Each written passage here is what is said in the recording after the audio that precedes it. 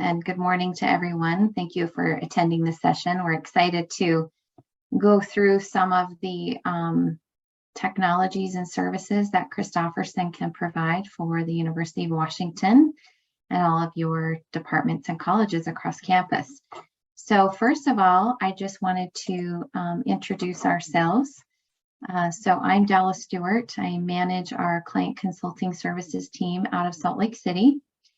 And along with me, I have Matt Cameron. He's our CCO based out of Salt Lake City. I have Angela Kane. She's our Senior Operations Manager. She runs all of our university and advisor teams. She's based out of Denver. And then I have Paul Foster. He's our Operations Manager, currently heading up our online teams, which manage Concur. And he is based out of California. So great to be with you this morning. We have a little bit of a few items that we wanted to cover. So first of all, we wanted to just give you an overview of Christopherson Travel. It's been a while since we've done one of these, so I think it's great to show our relevance and all of the exciting things that we're doing here at Christopherson. Wanted to cover some of your service configuration and key contacts that you have across the university. So, and then also cover some of the technology. Paul will do a brief demo of Concur, how to log in and go through some of those points. And then I've also included some extras, industry information updates that I can share with you, Samantha, and you can post along with the recording on your website. And then just following up with just some whys of Christopherson. And just to, second what Samantha said, please share any questions or comments, and we'll try to answer them throughout the presentation. So I'm going to turn it over to Matt to go through about Christopherson. Awesome. Thank you, Dallas. So, hey, first of all, just to let you know, we've actually been working with you and booking your travel since July of 2014. So we just passed the 8-year mark and are grateful for our partnership with you and the opportunity to serve your travel needs. So we are privately owned and operated based out of Salt Lake City, Utah. We're the 12th largest TMC in the United States. We have well over 1,000 accounts across the U.S. and all sorts of industries from, construction, contracting, medical, manufacturing. We also do 65 universities, so we have a lot of expertise in that area. And we have universities across the whole U.S., from Alabama and Howard up in D.C. to you guys up there in the far Northwest and everywhere in between. So that's just a little bit about us. We are a women-owned business. We are an affiliate of BCD. They're one of the 3 mega agencies in the world, and we've been an affiliate with them for over 20 years. That means we have access to their purchasing power and a lot of their programs that we pass on to you. And they also help us with international needs if it's an area we don't cover. And so that's been a great partnership. And again, serving these 65 schools, we have, I think, 3 of them that mandated. And of course, if you do that, then you're gonna get adoption really quickly. But most of them have not mandated, and we still have been able to work to get high adoption. For example, University of Colorado, we're at 90-something% adoption without the program being mandated. And I think that's based on kind of the program value that we bring and the savings that are generated. And so we realize you're not a mandated program, but we anxious to continue to work with you and see what we can do to help expand and serve your needs there. So we do have reporting. That's one of the advantages of having a managed programs. You get a lot more visibility to a lot of things. One is unused tickets. And just knowing you've purchased those tickets as a university and you own them, but they're in the individual's name. And that is usually 8 to 10% of your spend doesn't actually get traveled as originally designed. So that is a huge value add from a managed program. And also the risk management aspect. And so, I'd recommend consolidation as a way to improve that visibility and the overall value of the program. So just talking a little bit about us, you can go to the next slide if you would, Dallas. So we are privately owned. That has been really beneficial through COVID. We didn't have public that we had to be accountable to, which allowed us to make long-term decisions for our viability and what we could bring going forward. So, you know, I would report that we are great shape financially, and we have been taking this opportunity throughout COVID to really ramp up the tools and services that we can offer you as a client. And we've ramped up our product and development teams and are really rebuilding our whole Air Portal app we started that in 2005, and we're rebuilding that from the ground up. We're bringing in all sorts of world-class products as part of the foundational pieces, and looking forward to start releasing some of those products. So that's kind of what we've been doing through COVID. Just to let you know, kind of the return to travel, universities were pretty slow in general returning to travel. But in February of this year, we had a massive surge in activity as all of you came back to travel at the same time. So we were grateful for that. It was a bit of a challenge ramping up that quickly, but glad to have you back. Overall, the industry is running about 84.5% of kind of prior COVID volume. So travel is coming back generally across the industry. We've been always a little bit ahead of the curve. And I think that's because we have a lot of clients that have continued to travel through COVID, like, you know, companies that rent doctors and nurses and construction companies and so forth that were strong through the pandemic. And we're also based out of Utah. That's a strong economy. And so that helped us. So we've always been a little bit ahead of the curve. So we're grateful for that. In terms of, you know, sales volume, we're actually ahead of 2019 now, just mainly because of the airline tickets and hotel inflation that we're all seeing. So that's kind of where the industry stands. We're looking forward to bringing some of these products next year to you guys. And yeah, that's my update for you. Great. Angela, I'm going to turn the time over to you to go through some of the operational updates and their service configuration. Excellent. Hi, thank you. Thanks, Dallas. I have the pleasure today of talking to you all about our advisor services. We are a full service travel agency, so anything that you need, we can help facilitate.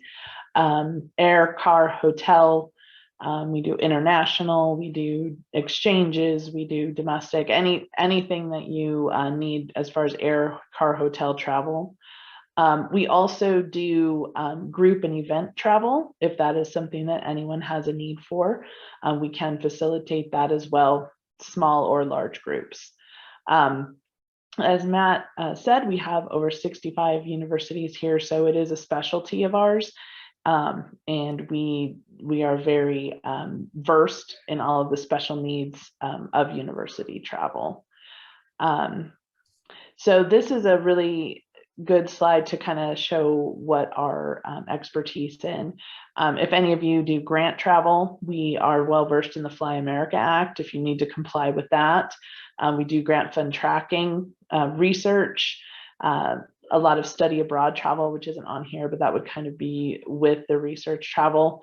We're up to date on all NCAA rules if you have team travel or athletic travel. We have group travel specialists that specifically do not only athletic team travel, but also any type of group travel. And then we have access to your travel policy for the different groups on campus, so we can make sure that is facilitated as well.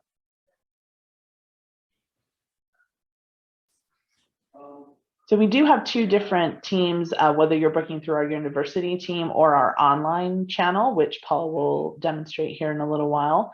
Our main hours are 6 a.m. to 6 p.m. Mountain Time. Our after hours, we do have service 24/7. So that 6 a.m. to 6 p.m. is our main travel team. Outside of that, we do have 24-hour support for emergency travel or things that you need to get if someone's stuck at the airport kind of thing. We have absolutely support for that. And then we have a specific phone number, email address, depending on what you're looking for. So you can communicate with us however you like, whether it be via email or via phone. We also have a group of advisors who have been specifically trained on UW so that they know your policies more inside and out. If you find that you love working with one of those folks, you're also welcome to email them directly. We do have that option as well for you. We partner with EDU Trips for study abroad travel if you have specific needs for packages for study abroad. And we also have a VIP offering if that's something you're interested in, but that would be coordinated through Dallas and her team. But we do have the offering if that's something interesting to you. Are there any questions that I can answer from the operations perspective? I only see one in here, and they're asking about an on-site agent model. Do you want to answer that, Angela, or would you like to, we could take that offline? We do have the ability to have an on-site model. We definitely have that with a few other agencies. That would be something that would need to be coordinated between, we would have some pricing proposals and all of that, but that would need to be coordinated between us and then your travel managers. But yes, it is an offering we have here for sure. Great. Thank you, Angela. Looks like there might be another question there. Can we ask to have travel approved before purchase? And if you have UW travel policies, would traveler be alerted during booking process if they exceeded those policy limits? So can we ask to have travel approved before purchase? Yes. So technically we do have approvals in place. Depends on what colleges and departments you fall under. But we do have approvals that need to be sent prior to. And then we also have all UW travel policies configured in the profiles for the university. So those should be available for the advisors to review prior to ticketing and booking. And then they're asking about contract airfare with Alaska. And I don't know, Samantha, if you wanted to answer that or if you wanted us to follow up on that question. There are different vendor contracts loaded for University of Washington. And so if those are negotiated, then they are available at time of purchase within Concur as well as through the advisor. So those are available for you. Yeah, and I would just make another comment on the approval before purchase. There's basically two types of travel approval. One is upstream of the booking process, where you're getting sort of the concept of the trip approved. And we have many universities that do that upstream of us, and then they give us a code. And as long as we have that code, we know it's pre-approved. We also have some tools that can have upstream approval where it's going through our system. And then you can have an approval process during the booking process. Now, in that case, you can see all the relevant segments and the actual costs in the routing and everything. So that's an advantage of that system. The disadvantage is that now you have a limited time to get that approval and without losing your fares. So we'd want to talk about which one makes the most sense and removes the most amount of friction to the booking process. But we have different options. Yeah, great. Thank you for all those questions. That's fantastic. I'm going to go ahead and move on to our integrated travel technology, and then we can follow up with some additional questions after. So I just wanted to briefly touch on the technology that is available to your travel planners, travel managers, and also travelers. So we have 3 different levels of access within our technology. Air Portal is our platform that connects you to all of our resources to book and manage travel. So we do have the ability to access customized reporting. We have the ability to access the online booking tool through Concur.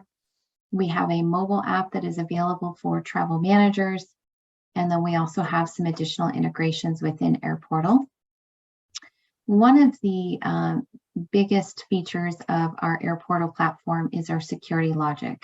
This is our risk management tool that helps you track your travelers whenever they're traveling. So it gives you the real-time data, so you can go in and zoom into the map, which gives you the availability to send notifications to make sure that they're safe in case there's an event of an emergency. You can also just even, use this as knowing when people are coming in for a meeting. You can actually download reports. You can send them internally. So it's a really helpful tool, not only on a risk side, but also just a management and planning side as well. We have the ability to access unused tickets. So if you are a manager, you can access unused tickets for the entire department or university. If you're an arranger, you would be able to access unused tickets for the people that you manage travel for. And then if you're a traveler, you can access the unused tickets for yourself. So you have the ability to go in and view the information on the unused ticket. And then you can also apply these unused tickets either through an advisor, but also if they are assigned to you as the traveler, you can apply those at time of ticketing through Concur, the online booking tool. We also send email reminders prior to expiration. So if a ticket is going to expire 30, 60, and 120 days prior to expiration, then those notifications will be sent directly to the traveler. We do have waivers and favors and different abilities to apply unused tickets in different names and make some name changes. Those are on a case-by-case basis, so we'll have to do those at the discretion of the need, but that is available for you. We also have the ability to connect you to our Domo platform, which is our real-time data and gives you some metrics on your travel spend. So this would be something that your travel managers would have access to. And it's really nice to connect you and be able to just view anytime, what your travel data is, what your spend is by department, and gives you some information that is action-based. Traveler profiles is a really important topic. I know that there's been some concern as far as safety and security of data and information being shared. We do have a very secure travel profile system. It allows you to have the traveler input their personal information directly, and then it is pushed to the booking systems and online tools. You can also add any information securely. It is password protected, and all information is securely passed between these systems. So it gives you the ability to have the traveler access and update and manage their own personal travel profile, but then it is pushed into the system for the advisors to use. The traveler also has access in Air Portal as well to view and manage their own travel. So like I said, you have the arranger and the manager access, but you also have the traveler access. So they can go in and see what trips they need to add hotels to, what unused tickets are expiring, and even get access to any past or future itineraries. And I just wanted to briefly touch on our account management. So we do work with your travel department. You do have a designated account manager. We develop travel reviews, go through any initiatives that they're trying to create across the university. We help align vendor negotiations and share industry travel news. So we're working seamlessly and developing relationships with your travel managers across the campus to help improve those opportunities for your university.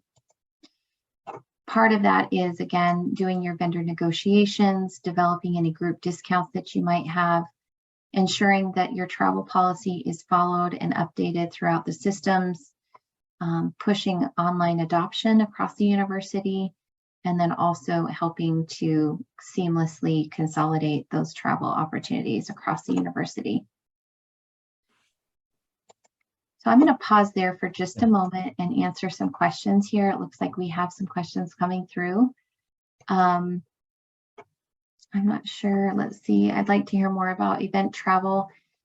So yes, I don't know, Samantha, if we could maybe capture some of these questions and then we could answer them offline. I feel like event travel and organizing, I don't know, Angela, if you wanted to touch just a little bit on this and then we could follow up with some more information. They're asking, how is this organized, tracked, and fees? So this would be separate location for multiple travelers all over the world. So it would be more event meeting travel and not necessarily group travel. Just really quick, Dallas, we can definitely take any of the questions, post this presentation and send them to you for further explanation if needed. That would be great. I think that one is a little more detailed. So that one I would love to be able to follow up on. But I would just say, though, that we have on Angela's team, we have groups teams that handle small groups and team travel and so forth. So all that goes through Angela's teams. If you have a really large event, we have a separate events team within the organization called AMI Meetings and Events. And we do group movements of 3,000-4,000 people. And that is that pricing is based on the event. We have several options on how to price that. So, you know, if whoever asked that question, if they wanted to have a presentation from that department, would be happy to do it. But it's like a buffet. You can have us just help source hotel or air, or we can do everything, including having people on the ground directing traffic at the event. So that's why Dallas said it's actually a pretty big topic, but at least wanted you to know that we do small groups within Angela's team and larger groups in a separate department. And then there's also a question above that. During booking process, is there email approval?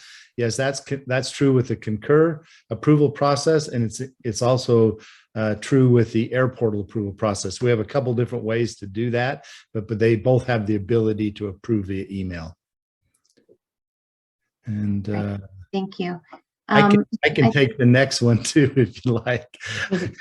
They're asking about, do we have a current contract? Yes, we do. Our current contract is good through May of 2023. So we're coming up on, you know, about 5 months left in that contract. So we'd want to work on renegotiating another contract, but we do have an active one. Yes. Great. Thank you. And I think the fees are available on your website, Samantha, on the UW website, but we can also follow up with that as well if you need that information. And then is this a functionality available to non-UW travelers? We can have certain approved people book guest travel, but you do need to have a profile and access to the system to be able to book through this process. And then how will the UW financial transformation impact integration of your travel systems with Workday? So we actually do have a lot of customers who use Workday currently. And we have been in communication with your travel team just to let them know that as you start migrating to Workday, just to involve us, but actually I think things can still continue to work the same, if not better, and streamline some of those user classes and policies from Workday. So I think that will be a great strategic move. And so I'm going to go ahead and move forward, and then we can continue to answer some of these questions. So I'm going to turn the time over to Paul. Paul is going to talk about the online booking process and show you just a little bit of how to access the system from Air Portal, and then just go through a brief demo of Concur, and then we'll follow up with some more questions. So thank you, Paul. Really quick, Dallas, we actually don't have the fees listed on the UW website. We just have the links to register for the profile. So if you could save those fees whenever you have time, that'd be great. Okay, great. Thank you. Thank you, Dallas. What I'd like to go ahead and do is share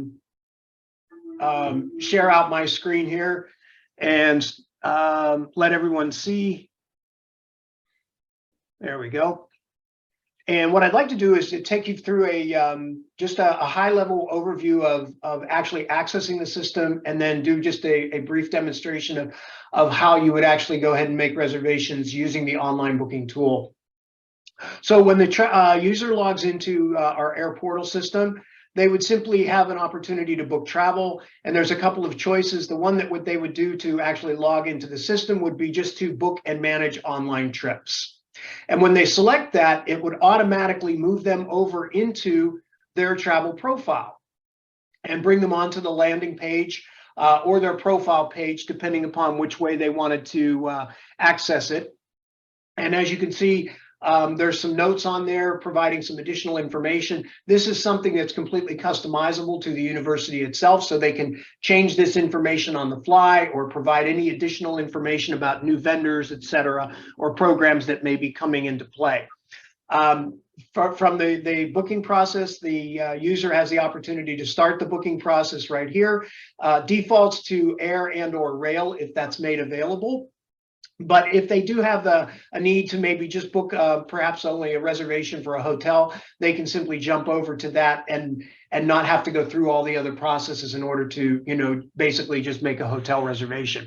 But normally the normal flow is the traveler wants to go ahead and book an air trip and then possibly follow up with a car or hotel if that's needed. So I'll take you through that phase of it. A couple of choices in terms of the type of trip that you want to be able to book, starting off with a default of round trip, but also the ability to do a one-way or a multi-city trip, which could be something where there's more than one city that's being visited on a given trip, or perhaps you're flying into one city but returning from a different city back home. That would be considered a multi-city. But if we wanted to just do a very quick round trip here, I choose my departure point. Let's say that we do consider a departure from Seattle. I can type in Seattle and a similar name list will come up and giving me the information, particularly of the airports within the area. I don't have to type the name out because of the similar name list, but if I'm also someone who is very, you know, travel savvy, and I know that I want to go to Denver, and Denver, the airport code is DEN, I can simply type that in and it will bring up that information as well using the similar name list. Once I've established where I'm, you know, my origination and destination information, then it asks me what I want to do regarding the departure. I can simply click on this box, and using the graphic calendar, let me choose something that maybe is around somewhere in January, since this is live inventory. I can choose the date, and then I also have the ability to select an approximate time. And that time can be morning, afternoon, evening, or I can actually request specific time frames. So for example, if I wanted to see something around 9 a.m., I could select 9 a.m. Now this number that appears next to it, this is the actual booking search threshold window. So in other words, it's set at 4, but what the policy allows me to do is actually either lower that down to 2 or raise it as much as 12. What this is it's a search of a plus or a minus window. So what that means is if I'm asking for a flight that is, my preferred time would be around 9 a.m., this actually is going to look for flights from 5 a.m. all the way to 1 p.m. in the afternoon. So it actually expands the search to a plus or minus 4 hours on either side of the time selected. If that's a little bit longer, I could actually lower that to maybe 3. And it would then take a look at anything from 6 a.m. all the way to 12 noon. Same thing with my return. Let's maybe do something coming back on the 12th. And maybe coming back, I need something perhaps maybe more in the afternoon. I can choose to do that. If I'm going to need a car on this, I can actually select a car. To say I want to pick up the car and drop it off at the airport. If I forget to select this box when I'm doing this process, it's no problem, because during the booking flow, I'll also have an opportunity to add that car in if I need to do it.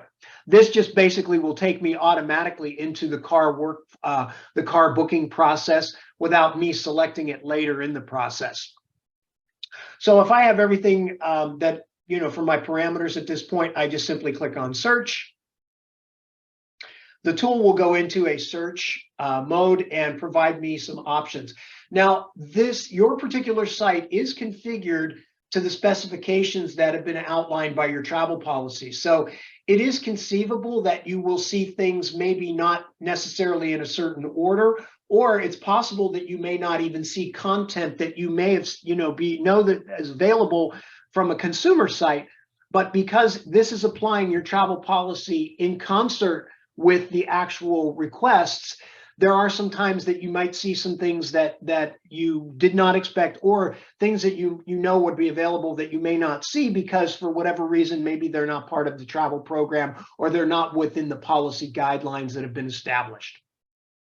So what's come back is a matrix that's available to you. If you want, you can hide the matrix, but I think it's an excellent way to define your sort a little bit more, because there's a chance, in this case, it's returned 455 results to us.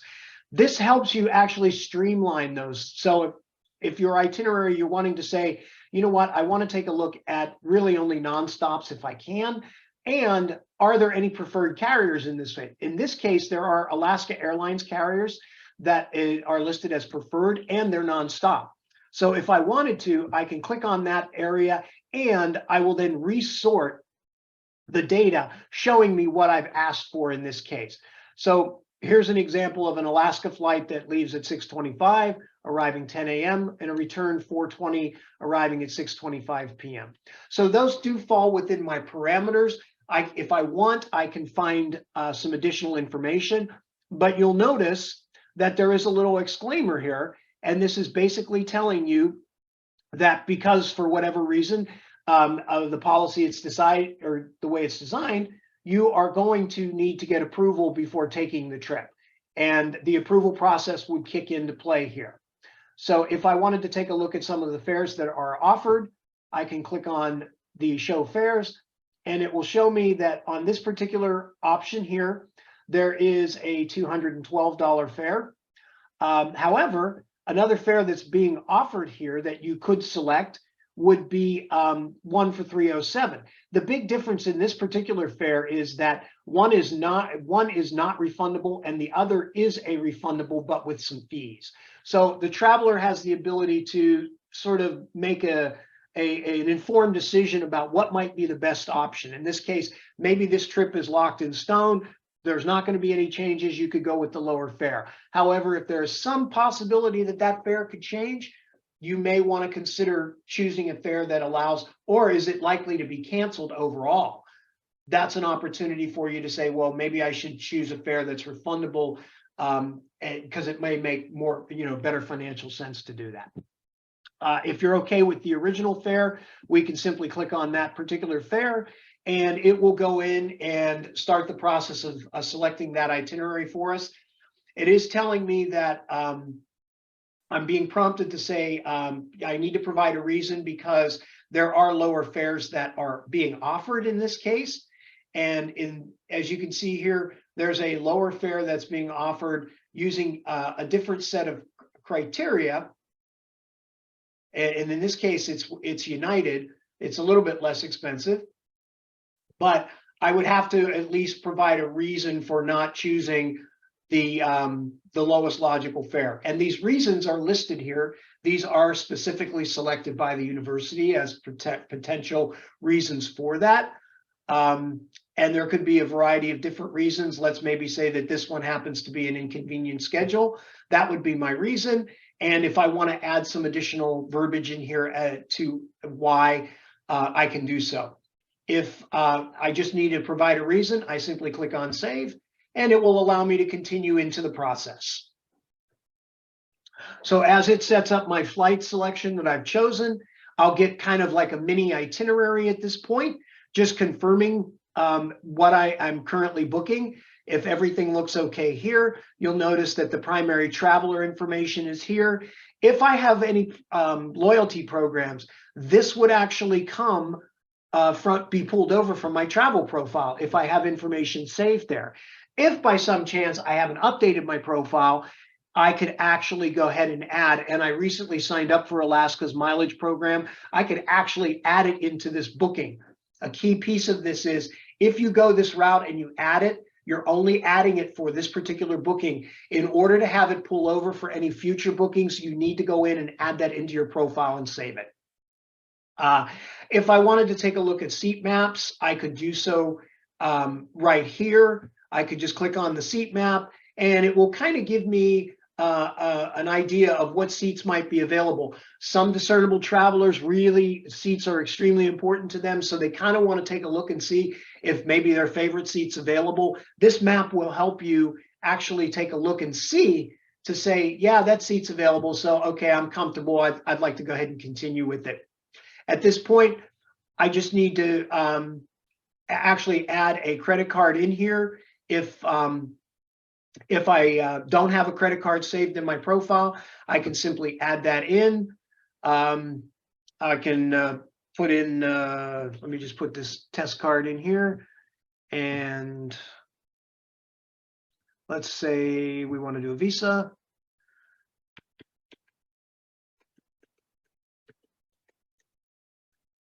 And we'll give it a credit card. And I want to make sure that I apply this for plane tickets, but I can also use it for hotel reservations as well.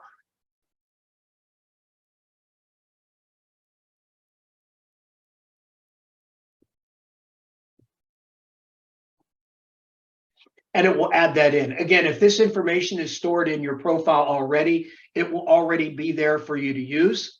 And then this will basically allow us to continue on in the process. So I want to reserve the flight and then continue on.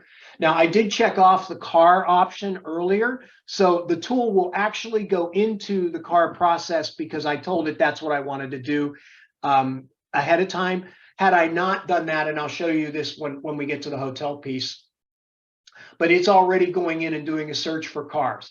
What it's doing is it is actually making an assumption that I want to pick up the car when I arrive at the airport because we told it that, and I want to drop the car off. If I need to change any of that, I can alter that information by changing the car search. So let's just say I only needed a car for one day. I can change the parameters on the car itself by changing the car search. But in this case, we're okay.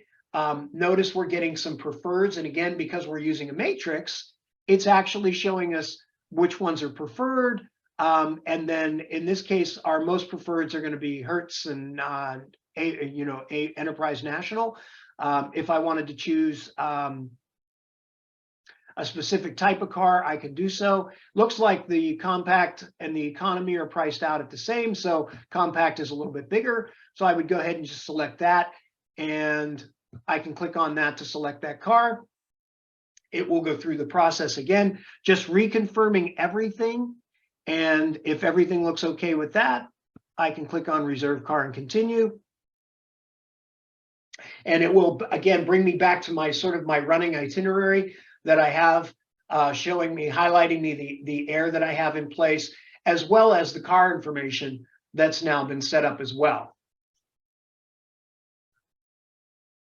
And you should see that in just a moment. There we go. Okay, so again, we've got here's our flight information. We've got our national car now.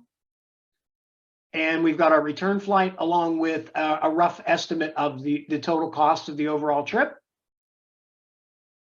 But I mentioned before, if you didn't select the options for car and hotel at the very beginning, you can simply add them into your itinerary right here. In this case, I want to choose a hotel. It's asking me, do I want to choose the hotel for Denver? Or it actually, it gives me the option, maybe I need a hotel on my return because I'm getting home late back in Seattle. But in this case, it's actually going to be Denver. It will, again, bring up the template for us. It's saying you want this for the 9th, checking out on the 12th, but maybe I only need it for 2 nights. I could just simply change the date and apply that, but it will default to my flight itinerary. Everything looks okay here. Let's say that for whatever reason, I want something out near the airport. I can choose Denver Airport, and the search radius allows me to do 5 miles, but if you're familiar with Denver, there's not much out near the airport. So maybe I want to open this up to about 10 miles just to increase the hotel search for me. I've got all my parameters here and I can just tell it next. And we will go in, we're getting per diem locations. So what it will ask me, it will tell me what the per diems are for this, the lodging rate, and then any incidentals. It's just a reminder because it happens to be, in this case, government travel. So I need to follow along those guidelines.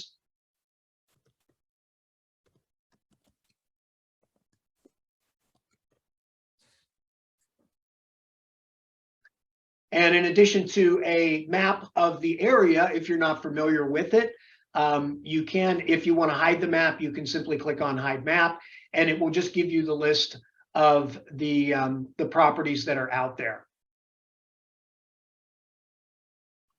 And there's probably quite a few that are coming up here. So it is actually bringing some of those in. If I want to take a look at one of the things that I can do is I can actually sort.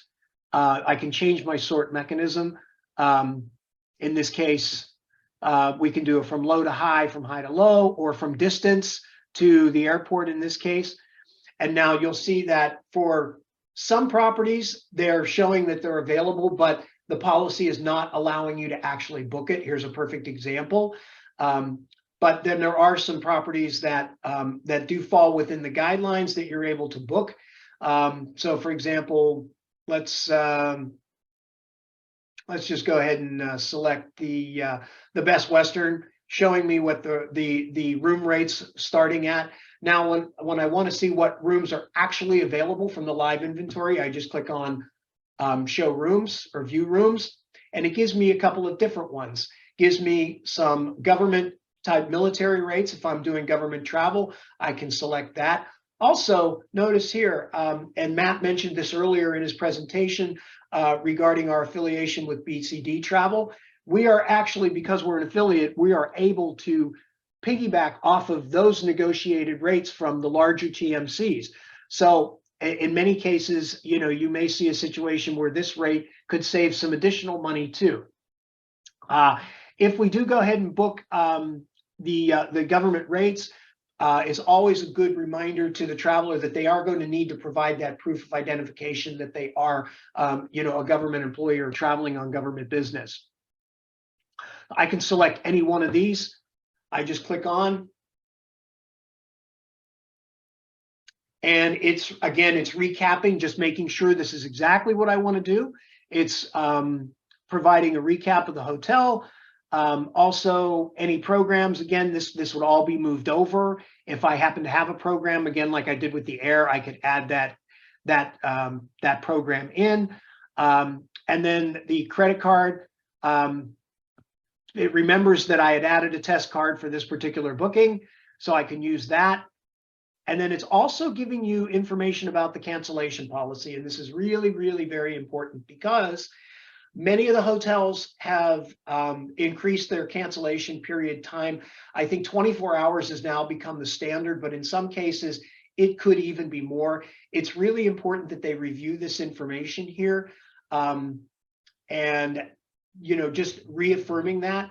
Because of that, they actually have to click off the box that says, I agree to the hotel cancellation policies that have been outlined here. If I'm okay with that, I can click on reserve and continue. One very, very important aspect of this is when you reserve the hotel right now, you've actually reserved the reservation and you are under the cancellation program. And if you're booking something that's within a cancellation and you reserve the hotel here, but at the last minute you get a call that says, go ahead and cancel the airline ticket because the trip is no longer, you are still subject to the hotel cancellation policy here. So that's a really, really important thing to remember. And that occurs right here when you do reserve hotel and continue.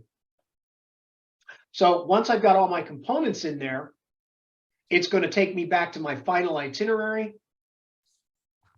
It's just going to recap everything as we've set it up.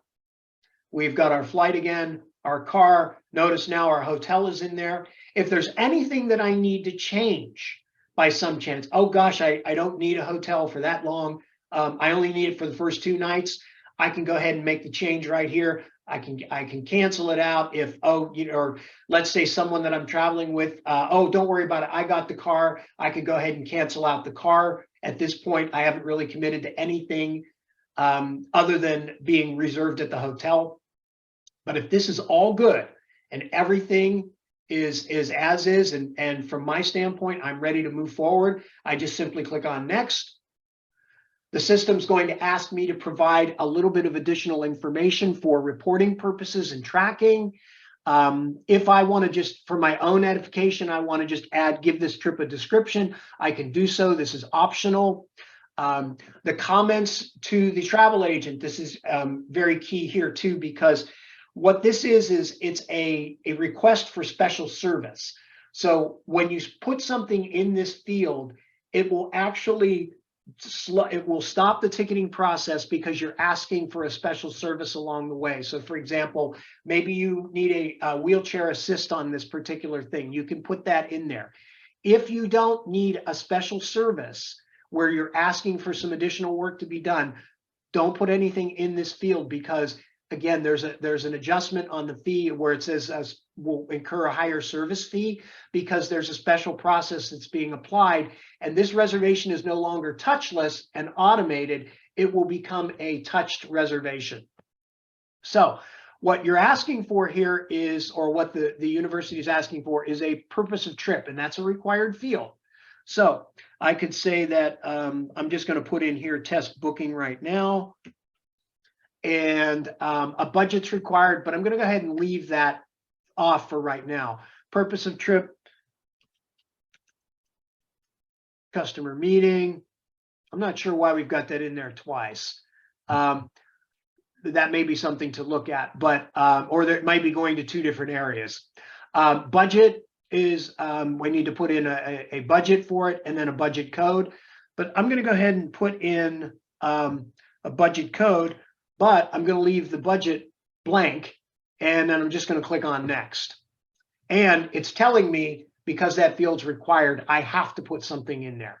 So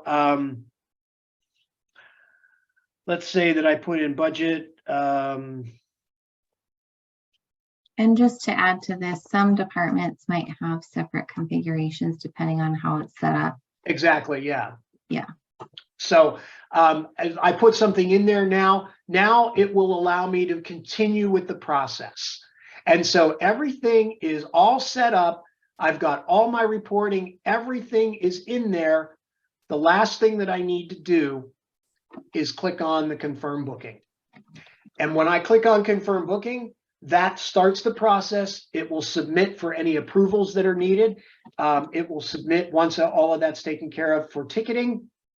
And it's essentially, from the end user's perspective, you're completely done.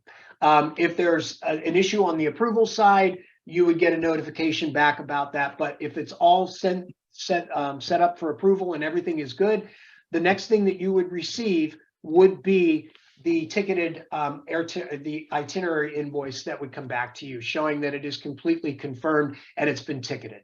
I don't want to submit that here because this is live inventory and it would start the process.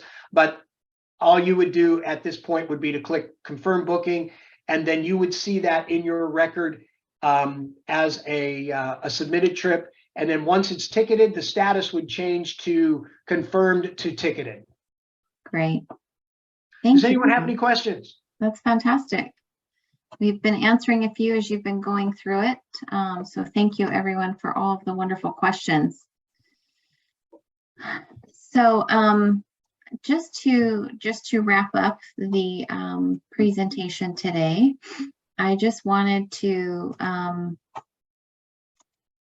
sorry, I'm just going to share my screen one last time and we'll wrap up here. So just briefly, I just wanted to say, you know, why Christopherson? I know we have had this relationship with you for several years, and since 2014. Can you see my screen? Are you guys seeing my screen? Yeah, it's not in presentation mode. Yeah, okay, that's fine. So I just wanted to make sure you could see it. So we do appreciate the partnership, and we value each and every one of you continuing to work with us.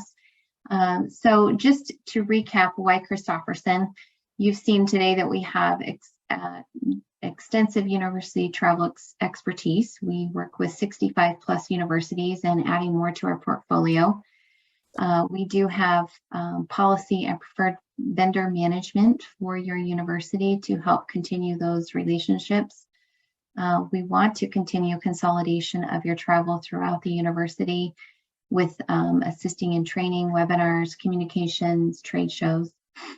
We do have proven travel management technology that I think will help you manage that throughout your university. We do have risk management. So beyond SECURITYLOGIC, we do partner with other third-party risk management companies like International SOS and Crisis 24.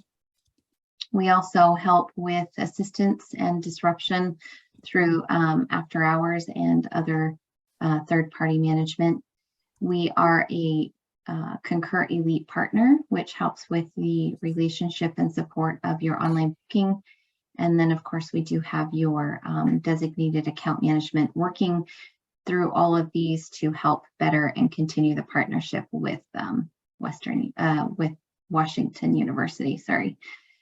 So anyway, with that, I wanted to just say thank you, and thank you for joining today. And if you have any other follow-up questions, you're welcome to email myself or filter those through your travel team, and they can reach out to us directly. So is there anything else that anyone would like to say as we wrap up today? Yeah, I just reiterate what you said about thanking you for your business. You've been a valued partner for many years, and we'd love to have the opportunity to earn more of your business and provide the services that we've been talking about. So again, thank you. If you have follow-up questions, you can run those through the travel team, and they can get them to Dallas, and we'll make sure we follow up on any other questions.